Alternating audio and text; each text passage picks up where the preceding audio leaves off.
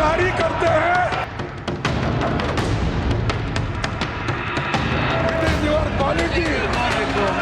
कांग्रेस के वरिष्ठतम नेता वो वही भाषा बोलते हैं जिसको जॉर्ज सोरोस प्रोपोगेट करता है। सोरोस पर राज्यसभा में हंगामे से भड़की कांग्रेस। सर, उपराष्ट्रपति के खिलाफ अविश्वास प्रस्ताव की तैयारी। नहीं, पर आरोप लगाने की बजाय नहीं, आरोप नहीं, इम्पार्शियलिटी। हर बार कहते हो कि मैं सर, हम पॉइंट आउट कर रहे हैं आपको। संसद सत्र में हंगामे और शोर शराबे को ही अपना सियासी हथियार बना चुका विपक्ष अब एक नई रणनीति पर काम कर रहा है। इंडी गठबंधन के सांसद, उपराष्ट्रपति और राज्यसभा के सभापति जगदीप धनखड़ को हटाने की कोशिश करने का फैसला किया है। इसके लिए विपक्षी सांसद सभापति के खिलाफ अविश्वास प्रस्ताव लाने की तैयारी कर रहे हैं। दावा किया जा रहा है कि विपक्षी नेता राज्यसभा में सोरोस के कांग्रेसी कनेक्शन को लेकर हुए शोर शराबे से नाराज हैं। कांग्रेस नेता ना तो इस मामले पर बहस के लिए तैयार हैं और ना ही सदन में इन आरोपों को लगाने वाले बीजेपी सांसदों को सीधा जवाब देना चाहते हैं। सर, हम पॉइंट आउट कर रहे हैं आपको। हाउस को फेवर करता हूं। आपका ध्यान खींचने के लिए कांग्रेस इस पूरे मामले को ही इग्नोर करना चाहती है। जाहिर सी बात है कि बीजेपी कांग्रेस की इस कमजोर नस को जरूर दबाएगी। इसीलिए कांग्रेस इस मामले से ध्यान भटकाने के लिए सभापति पर ही दबाव बनाने की रणनीति पर काम कर रही है। इसीलिए वह सभापति के खिलाफ अविश्वास प्रस्ताव का दांव खेलना चाहती है। सूत्रों के हवाले से खबर है कि सभापति के खिलाफ अविश्वास प्रस्ताव की तैयारी पूरी कर ली गई है। अविश्वास प्रस्ताव पर करीब 70 विपक्षी सांसदों ने दस्तखत कर दिए हैं। टीएमसी और एसपी भी इस मामले पर कांग्रेस के साथ खड़ी है। आपको बता दें कि सोमवार को राज्यसभा में बीजेपी सांसदों ने सोरोस और कांग्रेस के रिश्ते को लेकर जमकर हंगामा किया था। बीजेपी का आरोप है कि सोरोस के इशारे पर कांग्रेस काम करती है, जिसके बदले सोरोस फंडिंग भी करता है। बीजेपी के आरोपों को लेकर राज्यसभा में जमकर हंगामा हुआ। कांग्रेस नेता इस पूरे एपिसोड में सभापति पर अपना गुस्सा निकालने की कोशिश कर रहे हैं। मेरा यह आरोप है कि माननीय सभापति महोदय ने घोर पक्षपाती ढंग से संचालन किया है और हम उसकी निंदा करते हैं। जो चेयरमैन साहब है वो अंपायर होते हैं, वो निष्पक्ष होते हैं। नेता प्रतिपक्ष को मौका नहीं मिला बोलने का, सदन के नेता को बहुत सारे मौके मिले और चुन चुन कर सरकार बीजेपी के जो सांसद हैं उनको बुलाया गया। अडानी जी का संदेश आ गया, हाउस नहीं चलने देना है, जिससे अडानी और इस सरकार का भ्रष्टाचार उजागर न हो सके। 0 आवर डिस्टर्ब किया सत्ता पक्ष ने। मैं अपने साक्ष्य में राज्यसभा की प्रोसीडिंग रखता हूं, जिसमें एक तरफा डिस्टर्बेंस किया गया।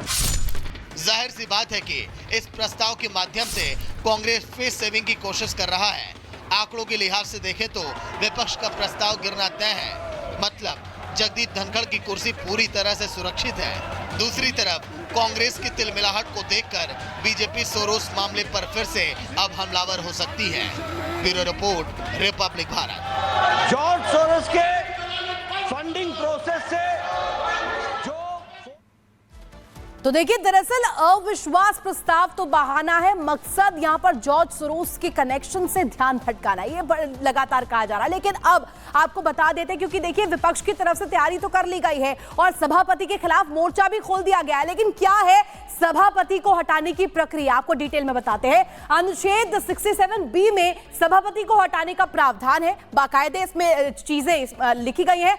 राज्यसभा के सभापति को पद से हटाने के लिए इसमें चीजें शामिल की गई हैं। क्या वो प्रक्रिया रहेगी, क्या वो प्रोसेस रहेगा, इसमें डिटेल में बताया गया है। प्रस्ताव पर कम से कम 50 सदस्यों के हस्ताक्षर होने चाहिए और विपक्ष कह रहा है कि 70 सांसदों का यहां पर भरोसा है। जिसके बाद उस प्रस्ताव को सचिवालय भेजना जरूरी हो जाता है, सचिवालय भेजा जाता है और उसके बाद कम से कम 14 दिन पहले नोटिस देना भी अनिवार्य बताया जाता है। तो देखिए 14 दिन पहले इसको लेकर के अलर्ट देना होता है कि प्रस्ताव आप लाने वाले हैं, इसकी तैयारी है, इसको लेकर के भी बताया जाना चाहिए। फिर राज्यसभा में मौजूद सदस्यों के बहुमत के आधार पर यहां पर फैसला लिया जाता है। आगे आपको बताते हैं इस डिटेल में और क्या कुछ शामिल है। इस प्रक्रिया में प्रस्ताव पारित होता है तो प्रस्ताव को लोकसभा में भेजा जाता है। इस प्रोसेस में लोकसभा का भी हस्तक्षेप आता है। राज्यसभा के सभापति देश के उपराष्ट्रपति भी होते हैं, लिहाज से इसलिए लोकसभा से भी इस प्रस्ताव को पास कराना बेहद जरूरी हो जाता है। यानी कि देखिए यहां पर जो फैसला लिया जाता है लोकसभा में भी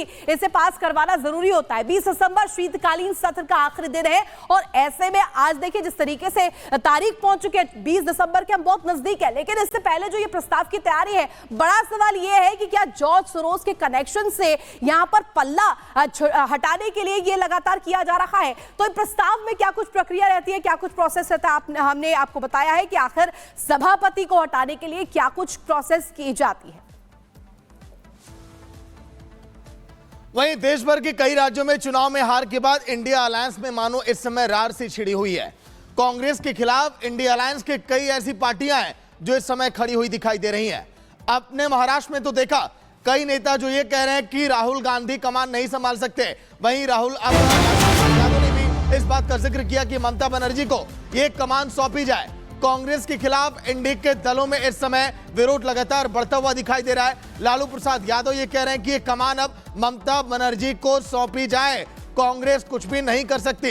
राहुल गांधी के नेतृत्व पर कई पार्टियां इंडिया अलायंस के अंदर सवाल अब खड़े करने लगी हैं। हरियाणा की बात करें, महाराष्ट्र की बात करें, कई राज्यों में हार के बाद इस समय नेतृत्व पर अब सवाल खड़े हो रहे हैं। कांग्रेस उसकी आपत्ति जता रही है लालू जी। कांग्रेस की जताने से नहीं होगा, ममता को दो। कांग्रेस उसकी आपत्ति जता रही है लालू जी। कांग्रेस की जताने से नहीं होगा, ममता को दो। कांग्रेस उसकी आपत्ति जता रही है लालू जी। कांग्रेस की जताने से नहीं होगा, ममता को दो।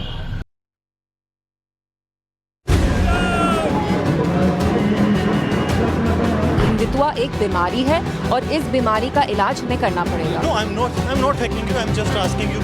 हिंदुत्व बीमारी नहीं है, अपितु विश्व के लिए दवा है। ये अपनी मानसिकता का इलाज करवाएं। इनको मेंटल हॉस्पिटल में जाने की आवश्यकता है।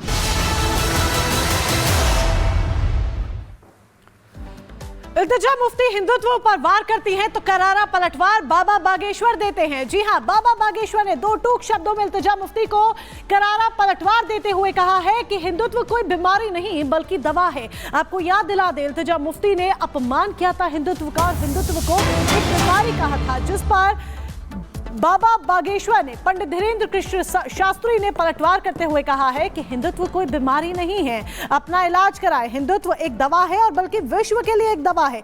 इल्तिजा मुफ्ती को मेंटल हॉस्पिटल जाने की जरूरत है, ये कहना है बाबा बागेश्वर का। अपना इलाज करवाएं, पंडित धीरेन्द्र कृष्ण शास्त्री कहते हुए नजर आए। जीवन जीने की विचारधारा है हिंदुत्व।